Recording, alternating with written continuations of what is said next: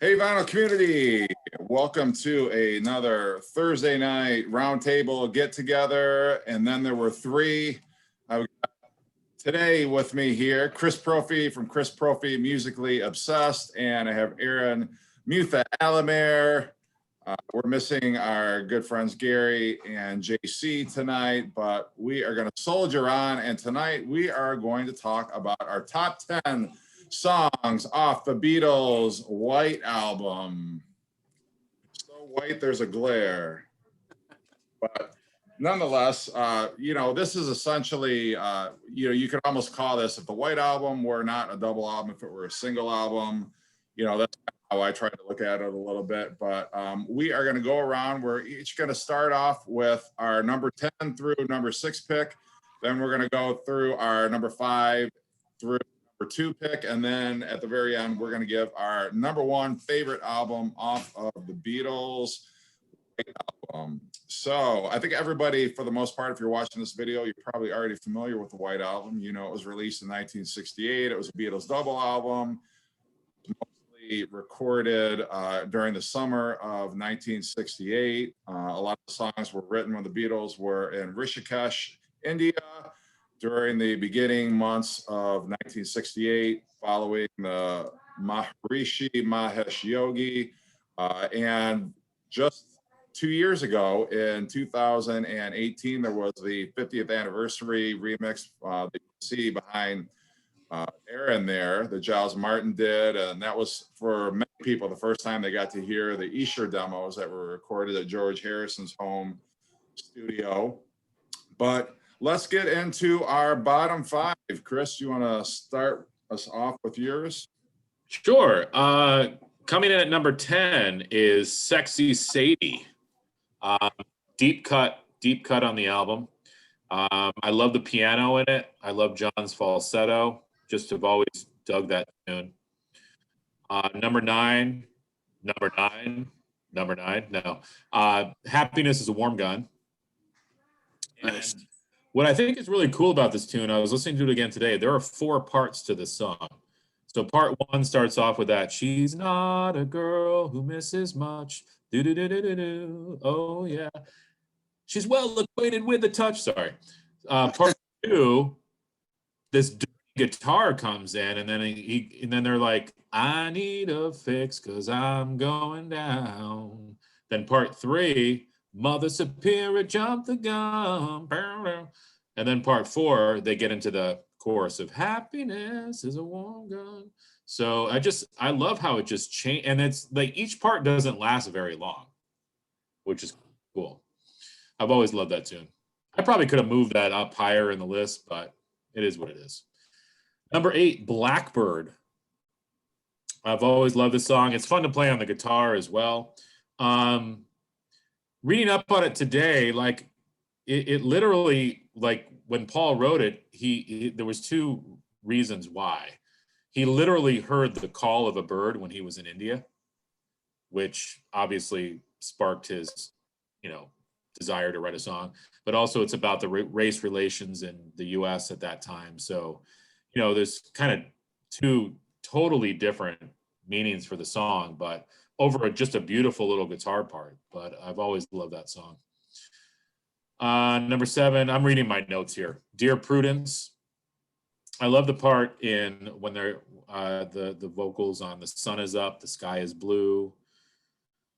There's this bass line that comes in, sort of like a thumping bass line, which I really dig too. And then I love, there's a part again where this dirty guitar comes in for the look around, round, look around. Great tune. And number 6, I'm going with Cry Baby Cry. Now, this is a strange song because it's this beautiful little song. Cry, baby, cry, make your mother sigh. And then they get into like kings and queens and dukes and all this stuff, and they kind of lose me a little bit. But I'm not really listening to the words of that song because I just love the melody. So let me just go through those again. 10, Sexy Sadie. 9, Happiness is a Warm Gun. 8, Blackbird. 7, Dear Prudence. And 6, Cry Baby Cry. Nice. Yeah, very cool. What'd you say? Another night. So this is very strange. You'll see. Oh, okay. See, well, this was very hard for me. This may be my favorite album of all time. You know, any genre, anything. So I grew up loving this record, and I actually went through and ranked my whole top 30 just to see. And I'm not going to read these off, but I'm just saying I was in the mid 20s going, this is one of my favorite songs. And, you know, that's just how much I love this record. And so at number 10, I have Cry Baby Cry. I love that Talk About the Seance in the Dark, all that weird stuff going on. It's just all over the place lyrically. Very weird. And like if you're just laying down listening to it in the dark, it's just got these weird lyrics that draw you in. I love that. My number 9 is Helter Skelter. I like Helter Skelter a lot. It's not one of my top 8 though, but it's in my top 10. And you know, it's just the beginnings of heavy metal basically. And I love every time I hear Ringo saying I got blisters on my fingers. I love that. So I used to play drums and I'd have all these blisters all over from beating the drums to death. And yeah, and Helter Skelter. It's just I actually like it better than the Motley Crue version. I like the Beatles version better. It's almost heavier in a way. I don't know how that is. To me, it is. I mean, listening back, I was like, holy crap, that's almost heavier than the Motley Crue version. And you know, okay, number 8, Blackbird. No, that was my number 8. Yeah. So number 8's a Blackbird, and like you said, just the lyrics of that have so much meaning to it. It's a beautiful song, that really cool acoustic guitar in it. Just an amazing song by Paul McCartney. And number 7, Dear Prudence. So I said, this you were going off your thing, and I was reading, and it's like almost exactly the same song. Kind of crazy. And there's actually a heavy metal band called Trouble Tribe that redid Dear Prudence back in, I think it was about 88 or 89, somewhere in there. And I like that version, but that song I just always loved that song. It's just really killer. Love it. And my number 6 is Happiness is a Warm Gun. So, oh wow, you and I were like 4 out of the 5 of ours were the same on our bottom part of this. That's crazy. That's why I was like, what the hell's going on here? But Happiness is a Warm Gun, you're right. It has all those changes, and it's such a short song, but it just has parts to it. It's almost like you know, it's like a long song like compressed into a short little. But it's just so great. I love how he sings it. The demo version on Anthology 3 is interesting to hear, like how that song started out. You know, it was really that I Need a Fix part was kind of like how it started. It's evolution, and then Mother Superior jumped the gun and woven into it. But the actual title of Happiness is a Warm Gun was taken from a gun magazine that John had seen, and the title of the article, like the main article on the cover of the magazine, was Happiness is a Warm Gun. And he just thought, like, what a perverse thing to say, you know, because obviously if the gun's warm, it just meant that you shot something. And then the Cry Baby Cry was actually a commercial jingle, but it was Cry Baby Cry, Make Your Mother Buy. Like, you cry, that would make your mother buy whatever you were crying about. And so he did that for Cry Baby Cry, those lyrics. But yeah, those are all great tracks, definitely. And there's some overlay between your bottom 5 and mine as well. My number 10 is Sexy Sadie. Yes. So yeah, love that. And that beginning, that opening guitar melody there, actually Radiohead adapted that for their song Karma Police off of OK Computer.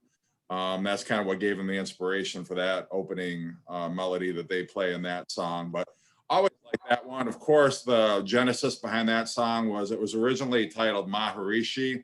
If it's the same syllable, Sexy Sadie. Maharishi.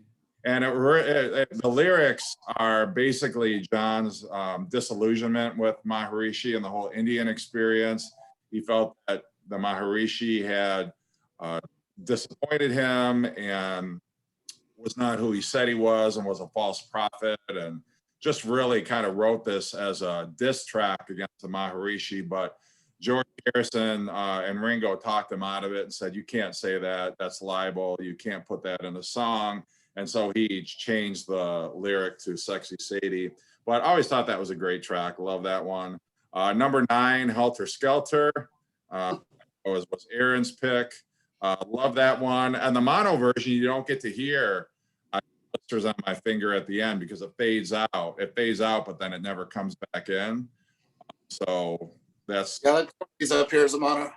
Yeah. One reason why I don't prefer the mono version on that one. But yeah, just a heavy rocker. And Paul's inspiration behind that one was somebody he had read in a magazine article. Pete Townsend was giving an interview talking about how the Who had just recorded like the dirtiest, hardest rocking track ever. And he was kind of boasting about it a little bit. And Paul said, well, we'll show you. We'll do a song that's just as hard and dirty and aggressive as any track the Who could come up with. And I'm not sure which track it was that Pete Townsend was talking about. Paul's never said in an interview, but I still think Helter Skelter is a great slice of early heavy metal. And I love that track. Number 8, this was a track that when I was younger and listened to the White Album, I always used to like needle off the record before it got to this song. And I'm talking about Long, Long, Long, which is at the side 3. It's a song that has grown on me. And I remember when I was younger thinking it's just kind of like a eerie, I don't know, there's something unsettling about it, even though it's supposed to, at least to my ears anyway, it's just kind of very melancholy in spots. But then at the end, you've got that drum crescendo and George, simulating some kind of either orgasm or something. It was always just kind of freaked me out at the end. It was like the song's so quiet and moody and atmospheric and eerie. And then at the end, it's just like, and I love that like guitar, like jang, boom. And then it's like the side's over. What a perfect way to end a side of a record. Love that. But yeah, that's a song that had to grow on me. And now I think it's a fantastic, one of George's better songs on that record. Number 7, I'm going to go with Julia. I love that song. I think it's one of John's most tender acoustic ballads that he ever wrote. It's a hybrid written for both his mother, who was named Julia, and his soon-to-be wife, Yoko Ono. That's what Ocean Child, Yoko means Ocean Child in Japanese, apparently. But yeah, just a great, and the finger picking style that he uses on that track, he learned from Donovan. Donovan taught him how to do that particular finger picking style, which he also uses on Dear Prudence. He uses it on Look at Me from the Plastic Ono Band.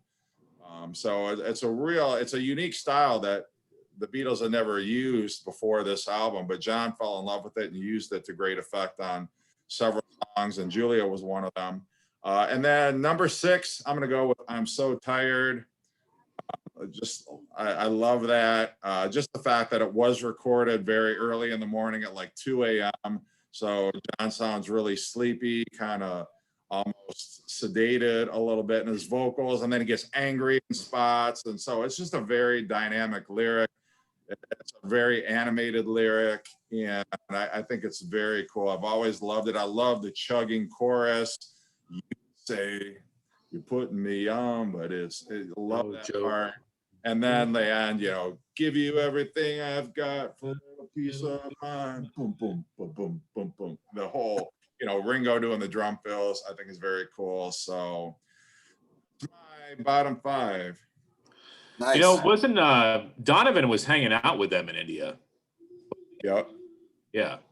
Yeah. So I could see Donovan going, "Hey, look at this." He was probably playing a song, and John's like, "Oh, that's cool. Show me how to do that." So I would have loved to be like a fly on the wall for that.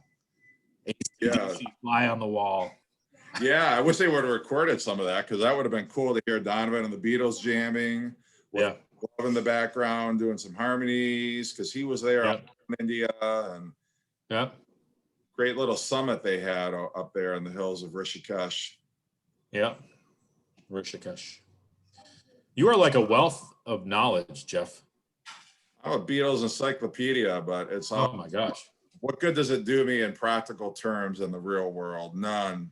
Yeah. This song was written on the toilet in 1960 65 while smoking a joint. And I don't know. All right, we ready for mine? Yep. All right, so my number 5 is While My Guitar Gently Weeps. George Harrison, Eric Clapton, just a classic song.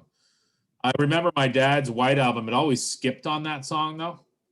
And I think it was one of those ones that it was like a looped skip. So you have to actually pick up the stylus and move it. So that always annoyed me. But every time I get to that part on my record, I think it's going to skip. And then, of course, it doesn't. So, Yeah, that's funny. I think anybody who's ever owned an album growing up that skipped, whenever you hear that song, you're anticipating it, and then it doesn't happen, and it sounds somewhat. Yeah, it's weird. Yeah. Number 4, everybody's got something to hide except for me and my monkey. Love that tune. The guitar is great. It's just such a kick-ass chorus. Take it easy. Take it easy. Just love that. Number 3, I've mentioned this before. I love this song, Savoy Truffle. Just have always loved that song. And reading up on it, and I don't know if Jeff told us this at some point too, but he probably did. It's inspired by Eric Clapton's love of chocolate. I guess he had a real sweet tooth. So this was written because of that. And my number 2, I kept going back and forth. I'm not going to tell you my number 1 yet, but my number 2 is Rocky Raccoon. Love this song. I've loved it as a kid. I remember as a kid, I was in it was sort of like a cheesy version of Boy Scouts.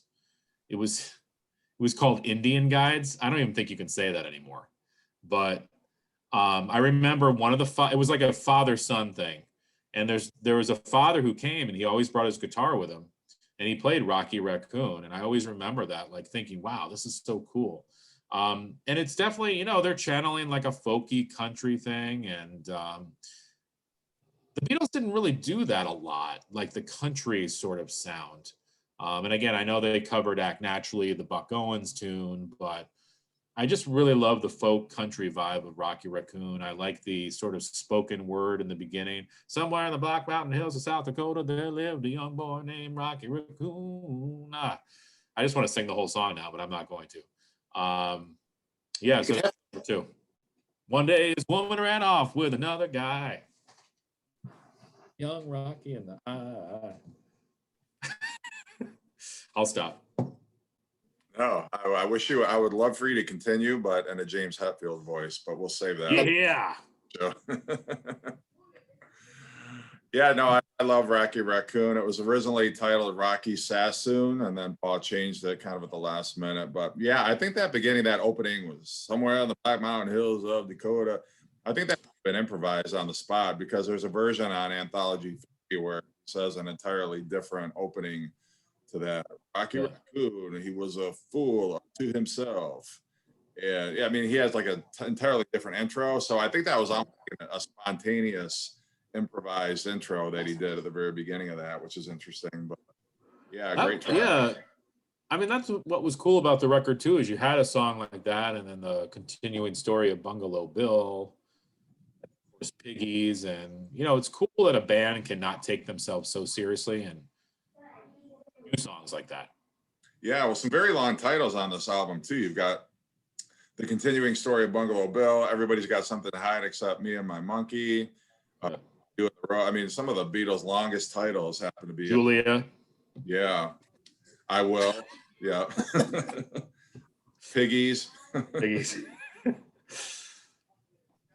But yeah. All right. So Aaron, do you have any that I had?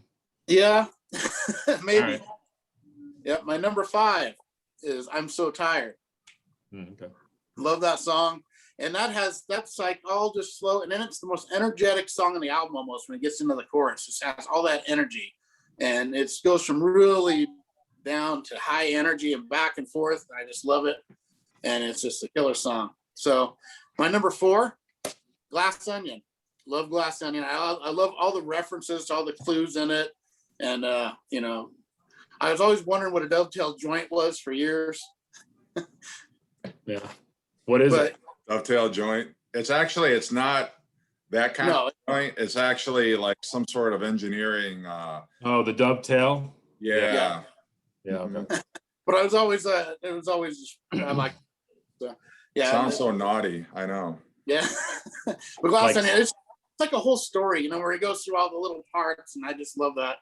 And so my number 3, everybody's got something to hide except me and my monkey. And that and Helter Skelter, I feel are like the beginnings of heavy metal in a way.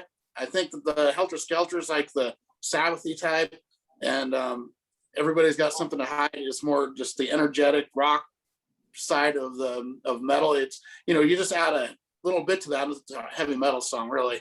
And you know, it's I love that song. That was my top 3, go back and forth being my number 1. So at times that's my number 1, but I put it at number 3 this time. Just love that song. And my number 2 is Your Blues, the most belligerent song the Beatles have ever done. Love the lyrics. And it started out as kind of a joke. He was kind of trying to parody a blues song. It ended up being a great blues song without being a parody. It's just so killer. And those lyrics are, except for maybe I'm the Walrus, or some of the most off the wall lyrics he did, I think. You know, crazy stuff on that. So that's my, so I'm So Tired, Glass Onion, everybody's got something to hide except me and my monkey, and Your Blues. Nice. Damn, this is a hard list. Yep. Stuff There's a lot of not stuff on mine, and I hear it on yours, and I'm like, oh. We should have the viewers vote which one they like better. Our lists are pretty close, though, really. Yeah, there's a lot of overlay, so it's hard to say. Yeah. All right, number 5. I'm gonna go, and again, this has already been your pick, Chris. Savoy Truffle. Love that track. That's always been my favorite George track on the White Album. Always thought it was very cool. I love the guitar solo. I love how there's more of a crunch in the electric guitar on that last verse that he uses. Always thought that was so cool. Number 4, I'm going to go with Mother Nature's Son. I almost put that on mine. Yeah, and that like edged out Blackbird, because I like Blackbird too, but Mother Nature's Son, I think it's that brass that you hear sort of like softly in the background that kind of really connects with me. I love that. And that was actually John's suggestion to put the brass band on it. An acoustic take of the song, and it was on one of these like bootlegs that I downloaded off of torrent years ago. It's just like all these White Album outtakes, and after Paul does a take of Mother Nature's Son, he runs through a take of it. You can hear John and George Martin in the control room, and John's on the talkback speaker, and he's saying, you know, what you need on that track is like a bit of brass band. And John and Paul and George Martin kind of mull it over, and then obviously, you know, they ended up using it so much to it. It's not that at the beginning, but I think at the end it just sort of, you know, it gets a little bit louder, and it's such a charming addition to that song. But I love it. I think that's one of the reasons why John didn't include Child of Nature, which was the demo for Jealous Guy, what eventually became Jealous Guy, because he didn't want too many songs dealing with the theme of nature on there. But yeah, Mother Nature's Son, number 4. Number 3, Glass Onion. Love that track. I love the ominous strings that are throughout, and then at the end you've got that coda where the strings are so menacing and like a horror movie soundtrack. That. I love the lyrics. I love him name checking all those old Beatles songs. It's just a great track. It's a hard rocking track, and I love it. Number 2, I am going to go with Birthday. That one. That was the first track, one of the first tracks I'd ever heard off the White Album. And it was on the Rock and Roll Music Volume 2 compilation, because I had the separate records. That was one of the first Beatle albums that I ever bought with my own money. And just remember hearing Birthday and loving it. It's just such a raucous, fun, party type track. Just everything about it, I think, is so cool. And I play it every birthday for my family. As a matter whose birthday it is, but it's just a great one to blast at full volume. So yeah, that's my next. Number 5, Savoy Truffle. Number 4, Mother Nature's Son. Number 3, Glass Onion. And number 2, Birthday. And Birthday is almost a hard rock song too. It's just got that hard energy to it. It's almost like Revolution in a way. Yeah, and it's one of the few tracks that I think they actually wrote and recorded in the studio, because it's not an Esher demo. Done is they back then, one of their favorite movies growing up was a film called The Girl Can't Help It. It had some of their like rock and roll heroes in it. It was like a musical from the 1950s. And so before they laid down the tracks for that album, they went back to somebody's home, Paul's house, and they all watched that movie, and it got them fired up. It got them inspired. They were so like, oh, our heroes. They kind of remembered like what early rebellious rock and roll was all about, and they went back to the studio after watching that movie and nailed Birthday in only a few takes. Wow. So yeah, pretty cool. Yeah. All right, so we're up to the number 1 now, huh? Yep. Well, you guys have both mentioned it. It's both been in your bottom 5, and my number 1 is Glass Onion. Nice. Always love that song. I, like you guys said, the name checking. I love, the Strawberry Fields, The Walrus Was Paul. It's just this driving tune. I don't think it was one of my favorites growing up, but it's become my favorite song on the album.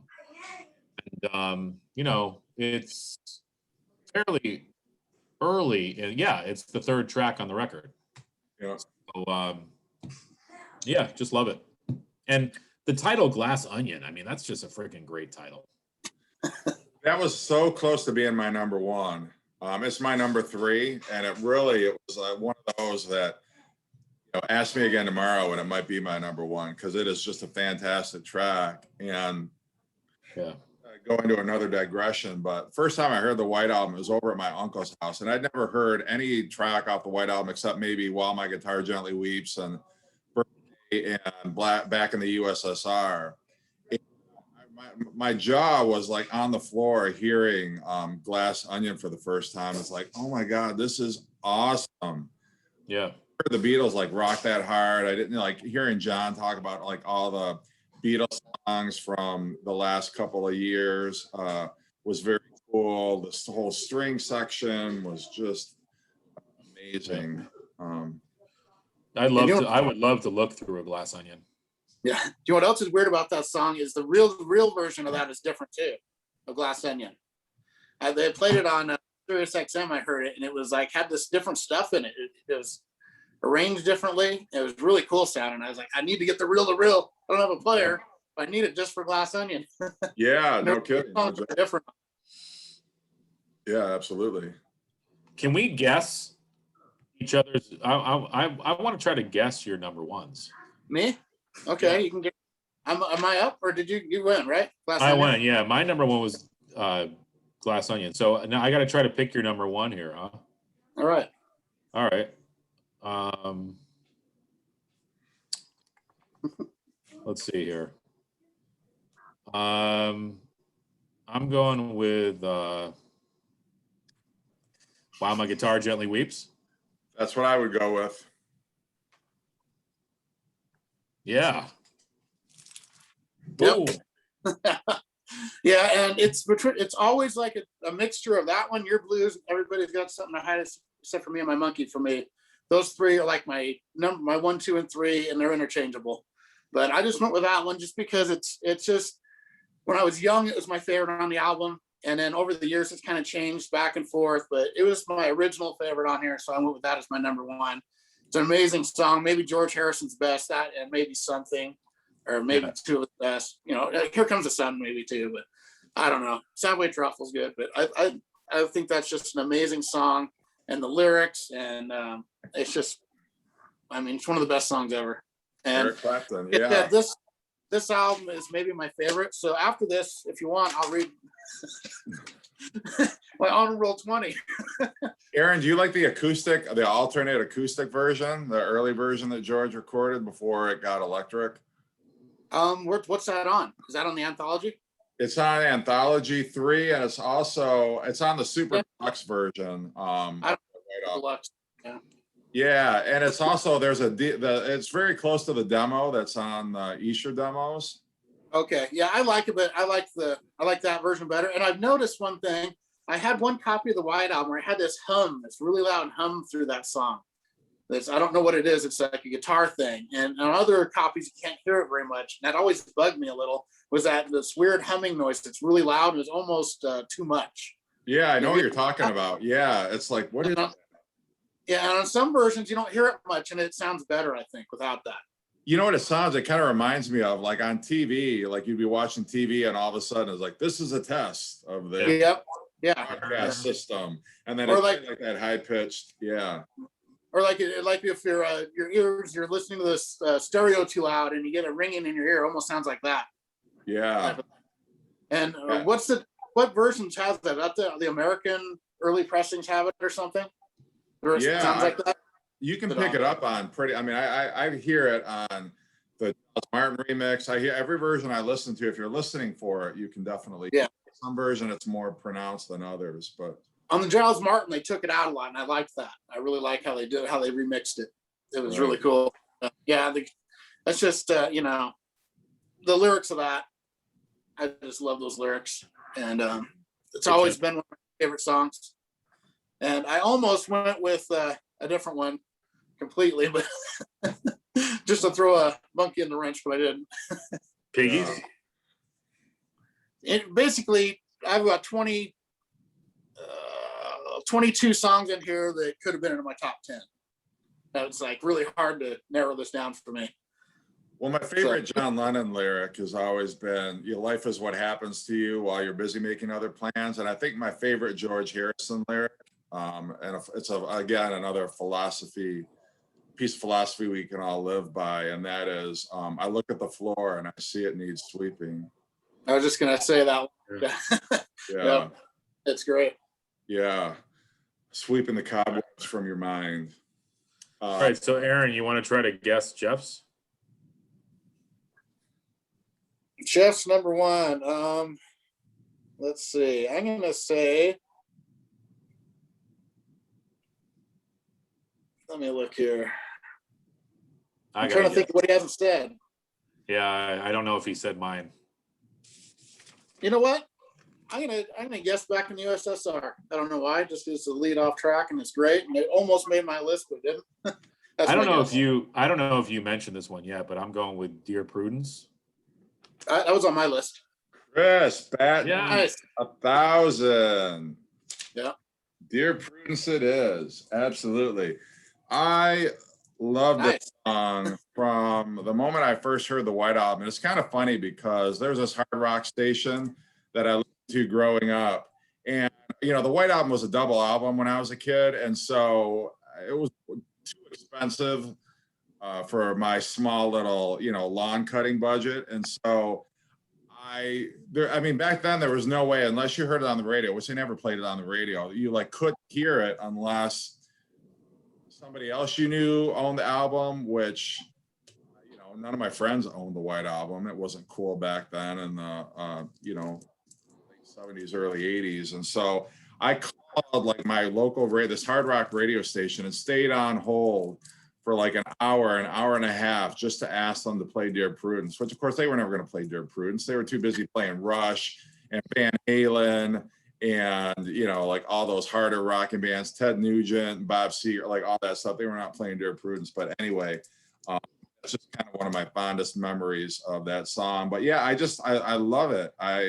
You guys have had it both on your list, I think. Yeah, I don't know. I love the tenderness of the vocal. It was written for Prudence Farrow, which was Mia Farrow's sister. And it's just such a innocent, sweet lyric. I love how it kind of builds. You got that like break where it, look around, and you got her in there, and then look around. And then like at the end, like that last verse, it kind of picks up an intensity. You know, you got the drums going, you got Paul's bass. It builds to a crescendo. And that last, the sun is up near. The sky is blue. Yeah. And then Dean, won't you come out to play? And then it quiets down again. You got that, you know, that little arpeggio again at the end to close the song out. And then in comes the crash of Glass Onion, which is a perfect position there. But yeah, I just love that song off here, and always been a fan. Great song. Yeah. Like I said, 22 songs could have made my list. Yeah, And, it's hard. The bottom 8 wouldn't have made my top 10, but I like them as well. So yeah. If like, I know we had talked a little bit before we started recording, but you know, one of the questions I always ask Beatle fans about the White Album is, are you a fan of Revolution 9 or are you not a fan? And Aaron and I have both said, you know, we like the song. It's not our favorite. I don't think it'd make my top 20 even, but I don't dislike it. I don't listen to it regularly, but I do listen to it occasionally. But I'm on record as saying I don't mind it. I think it's kind of cool. I don't think there's been anything that's been recorded like it before or since. It's a very unique track, especially for the Beatles. it's not my least favorite song on the record either. Right. No, not mine either. But Chris, how do you feel about it? You know, I can listen to it. It's definitely not a favorite of mine. And to tell you the truth, I maybe have heard it all the way through no more than 10 times in my life. Like, wow. Yeah, the rest of the album, yeah, definitely I've listened to, but well, even the song Good Night, I don't really listen to that song that often either. But Revolution 9, like I said, maybe I've made it through that song the most 10 times in my life. Huh. I don't like it. I like strange soundscapes and putting different parts together. I mean, any Miles Davis record from the 70s, Tio Macero, who was his producer, he would take snippets of different parts of Miles Davis's solos and put them together. So I like all that kind of stuff, but for whatever reason, I just don't listen to it that often. It's long. Yeah. Yeah, it's very long too. I think I like when Yoko says "We can be naked" or something like that, doesn't she? Yeah, and Pearl Jam kind of copied that song a little bit on Vitology. There's a song on there that kind of copies Revolution 9 a little bit, kind of similar, if you ever listen to Vitology. So I guess I don't really think of it as a song. I think of it as I don't know, like a sound poem almost, I guess, maybe. Yeah. Yeah, it doesn't have a chorus, verses. Yeah, I get. Yeah, I don't really consider it a song. It would have been cool to, I don't know. Well, like you were saying, Jeff, take that song off and put like, Hey Jude or something else on there. I don't know. Well, and it wouldn't be the White Album though. Yeah, right. Well, and I made the case too when we did our Beatle video, like shorten it by about 4 minutes and let George have an extra song on there. Because George had Not Guilty, which I think was an excellent track that could have been put on there. John sacrificed What's the New Mary, but I think that track kind of sucks. But Aaron just froze. I think what we Child of Nature was great. Yeah. We should get really high one night and then listen to Revolution 9. Maybe it might become our favorite song on the album. I've done that a few times. Well, just like, we should That's why I've heard of we should do this back in my younger days. To several species of small furry animals gather together in a cave and grooving with a pict. Yeah. The reason I love these songs from my youth is, it might have had a little influence there. But yeah. So I don't have to read those if you don't. Did you want to know what they are? Yeah. Huh? I just have a quick question about the. So do you want me to? Yeah. Okay. I just have a quick question about that Pink Floyd song. What is a pict? P-I-C-T. Grooving with a pict. I don't know. No clue. Yeah, I'll have to look that up. Google it. It's not short for picture, I don't think, but I don't know. I'm Googling it right now. Yeah, I bet it's some woodland something. Woodland creature.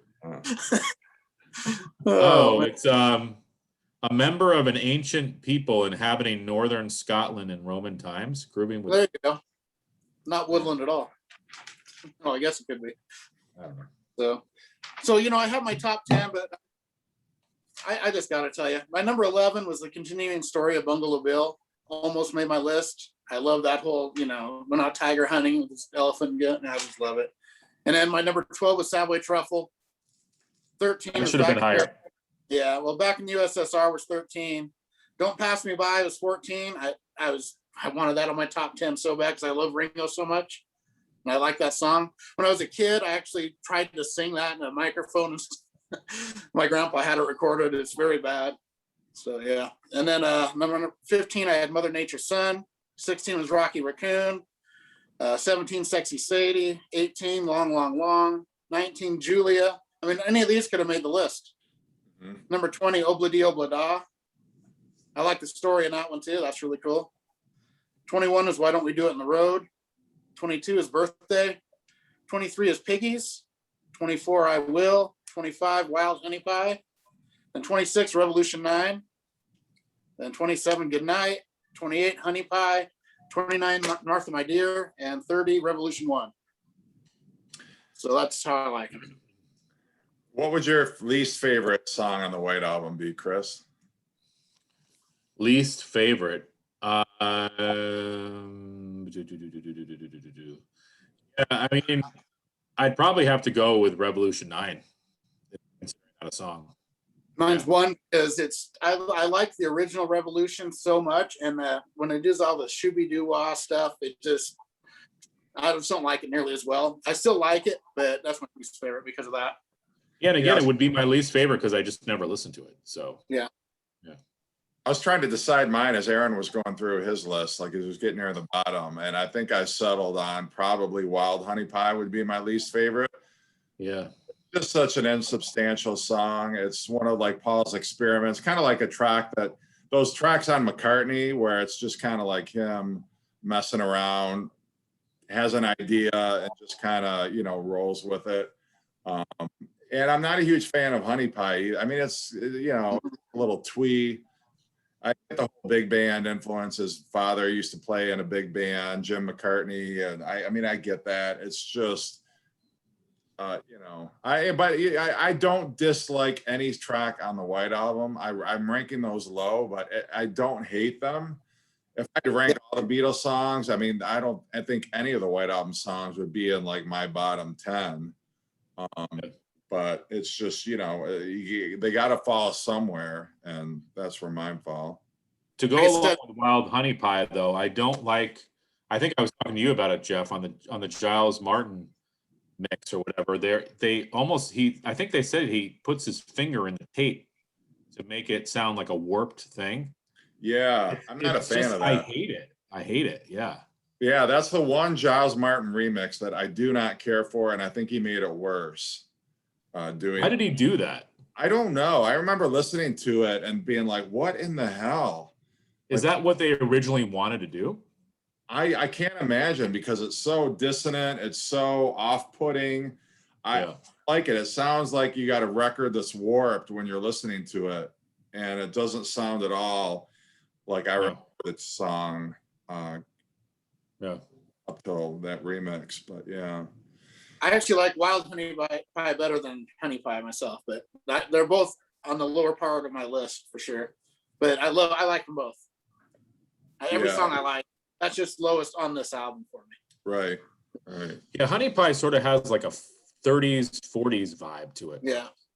Honey Pie. I'm a big fan of me crazy. I'm in love. I like that kind of music. Yeah, the whole hot comedy. Yeah. You like see some dancing girls in the background, coming around with cigarettes.